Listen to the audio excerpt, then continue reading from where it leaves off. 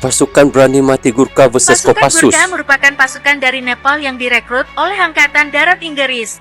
Pasukan Gurkha dikenal menakutkan dan juga berbahaya. Pasukan ini memiliki slogan lebih baik mati daripada menjadi pengecut. Gurkha memiliki senjata ikonik yaitu berupa kukri atau pisau lengkung yang biasa digunakan untuk memotong rumput. Konon kata legenda, orang yang menggunakan kukri dalam berperang harus mendapatkan darah. Meskipun dikenal dengan pasukan yang mengerikan, tidak menutup kemungkinan pasukan Gurkha juga bisa kalah. Pada tahun 1964 pasukan Gurkha dipanggil untuk membantu Malaysia dalam perang konflik Indonesia dan Malaysia di Kalimantan. Pada saat itu pasukan Gurkha berhadapan dengan pasukan Resimen Para Komando Angkatan Darat atau RPKAD yang sekarang berganti nama menjadi Tim Kopassus. Pada peperangan yang sengit dalam hutan itu, tentu RPKAD sangat menguasai medan perang. Kesempatan inilah yang membuat tim RPKAD dapat menumbangkan pasukan Gurkha sebanyak 20 orang dan membuat pasukan Gurkha terpukul mundur. Mundur ya? Okey guys, seperti yang kita lihat tadi ya. Tapi sejarah pernah mencatat satu momen mengejutkan saat pasukan Gurkha katanya berhadapan langsung dengan TNI di hutan-hutan Kalimantan guys. Dalam pertempuran sengit itu katanya pasukan Gurkha yang biasanya jadi predator malah jadi korban. Wow. Banyak yang katanya luka, bahkan ada yang gugur di medan pertempuran ketika itu ya. Jadi hutan Kalimantan bukan medan yang biasa diprediksi guys ya.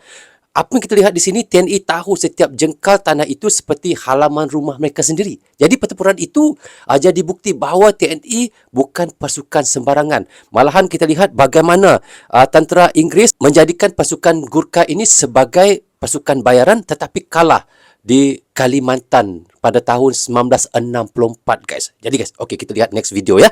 Inggris dipermalukan di front pertempuran Surabaya. Oh, di Surabaya pun ada ya? Pertama, sehingga merasa perlu memanggil Bung Soekarno dan Bunga Hatta untuk membujuk arek-arek Surabaya gencatan senjata. Ternyata itu hanya taktik Inggris untuk mengulur waktu karena mereka ingin mendatangkan bala bantuan ke Surabaya. Pada bulan Oktober 1945, Inggris mengirimkan pasukan elit mereka yaitu Gurkha yang berasal dari India dan Nepal. Saat didatangkan, pasukan Gurkha memang tidak tahu menahu soal Indonesia. Mereka tidak menyangka bahwa di Surabaya mereka menemukan banyak masjid dan suara azan serta takbir berkumandang. Mereka juga sangat terkejut ketika tahu akan berhadapan dengan pasukan arek-arek Surabaya yang banyak diisi oleh ulama, santri, dan rakyat sipil di front pertempuran. Akhirnya, sekitar 600 tentara elit tersebut membelot dan berpihak pada Indonesia.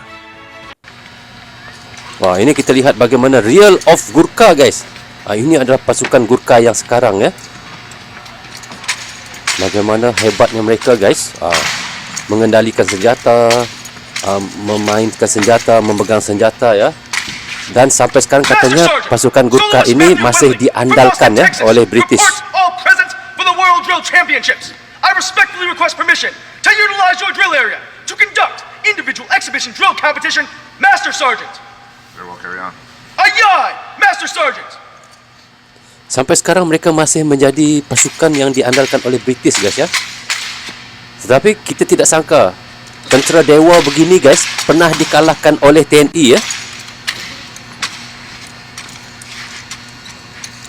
Hebat mereka ni.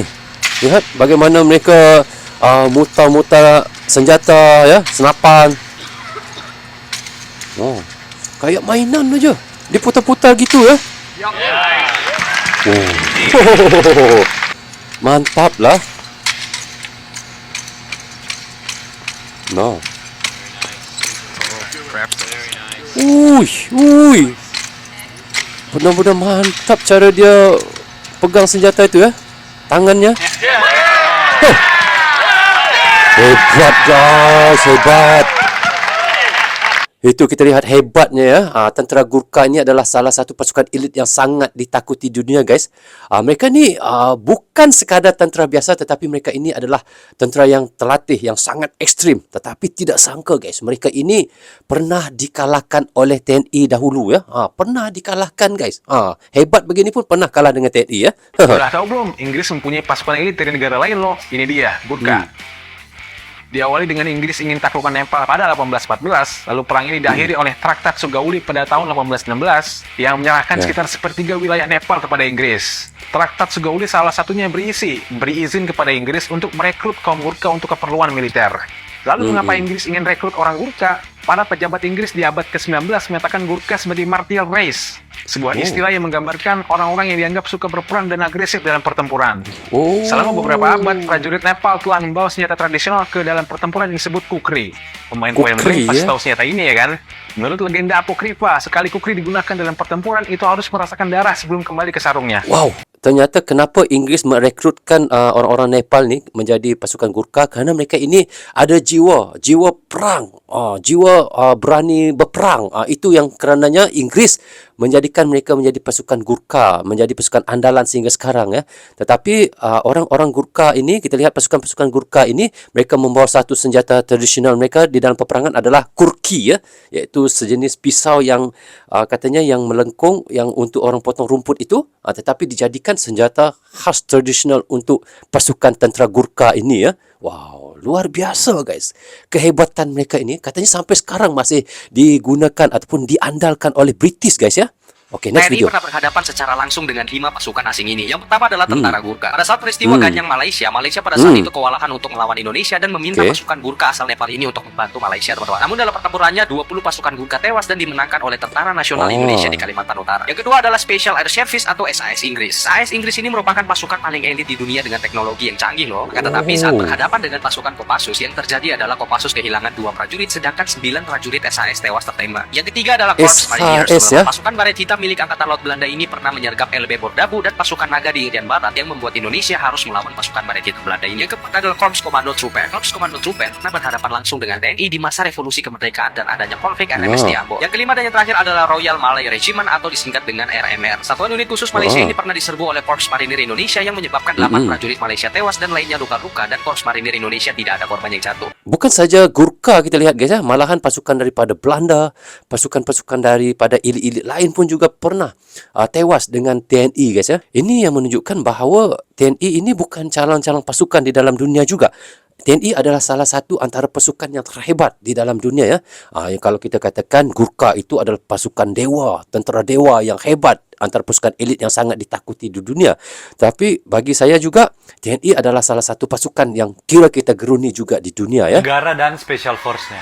India Marine Commandos, Pakistan Special Services Group, Israel Sayeret Matkal, Kanada Joint Force Task 2, Indonesia Komando Special Pasukan Force, Khusus, Malaysia Pasukan Khas Laut, Britania Raya Special Air Service, Itali Gruppo di Intervento Speciale, Rusia Spetsnaz, Polandia Jednotka Wojskowa GROM, Perancis GIGN, US The Green Berets, Korea Selatan The Black Berets, China Black Beret. Snow Leopard Commando. Kamu tahu gak, di balik perjuangan kemerdekaan Indonesia, ada pasukan elit asing yang ikut bertempur di tanah kita.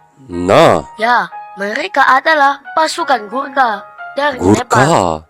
Prajurit bayaran yang terkenal ganas, kecil, tapi mematikan. Setelah Indonesia merdeka, tahun 1945, Inggris datang dengan dalih melucuti Jepang. Tapi, diam-diam, mereka bantu Belanda menjajah lagi. Pasukan Gurkha jadi ujung tombaknya. Mereka terlibat dalam pertempuran besar seperti di Surabaya dan Semarang. Tapi hebatnya, banyak Gurkha yang ditawan oleh pejuang kita. Bahkan ada yang jatuh cinta, menikah, dan tinggal di Indonesia. Jadi, sekarang kamu tahu, perjuangan kita bukan cuma lawan Belanda, tapi juga pasukan elit dunia. Pasukan elit Walau dunia untuk sejarah Indonesia yang terlupakan. Ini kita lihat ya buktinya sejarah bagaimana dulu ketika Indonesia dijajah. Bukan saja dijajah oleh Belanda, malahan pernah dijajah oleh British, juga dijajah oleh Jepang juga ya, kita lihat ya. Jadi pasukan Gurkha adalah salah satu antara tentera luar ya yang mengikut untuk sama-sama menjajah Indonesia guys. Wow. Top 10 fearless armies in history. Top 10. Fearless top 10. Pakistani Army, Tentera yang tidak British pernah Army. takut ya. French Army, French Army, South Korean Army, South Korean Army ya. Japanese Army, Oh, ini memang kita tahu ya. Indian Army, Indian Army ya. Chinese Army, Chinese Army. Russian Army, No. US Army, Gurkhas Army. Gurkha Army termasuk sekali guys. Nombor satu ya. Gurkha Army adalah nombor satu antara tentera yang tidak akan pernah gentar, tidak pernah takut ya guys ya. Mereka ini tidak akan takut apapun ya. Wow. Okey guys, seperti video yang kita reactionkan tadi, kita lihat iaitu tentera Gurkha adalah pasukan elit yang sangat ditakuti di dunia katanya. Mereka bukan sekadar tentera biasa, mereka tentera bayaran yang dilatih ekstrim dan asal daripada pegunungan Nepal dan terkenal dengan senjata tradisional mereka dan kukri, dan itulah senjata mereka guys. Sejak zaman penjajahan, Gurkha selalu jadi andalan kerajaan Inggeris untuk operasi militer yang berisiko tinggi. Bahkan sampai hari ini Inggeris masih bergantung pada kekuatan Gurkha itu guys untuk misi-misi penting di seluruh dunia. Bayangkan sampai sekarang Gurkha masih digunakan ya.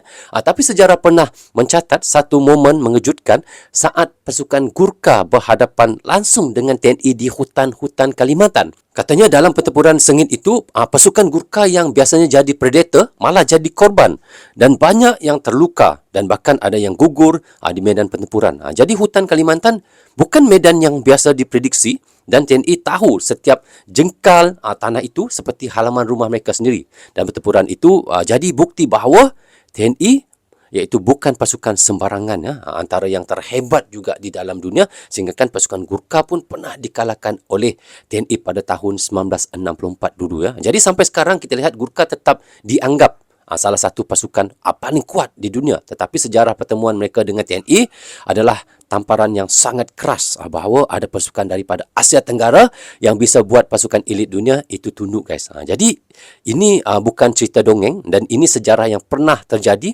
dan layak disebut sebagai momen membanggakan buat kekuatan militer Indonesia. Jadi guys, bagaimana pandangan teman-teman tentang video yang kita reactionkan tadi? Bagaimana kekuatan Gurkha yang pernah dikalahkan oleh TNI? Teman-teman bisa komen di bawah komentar. Rasanya sampai di sini saja untuk reaction kita kali ini.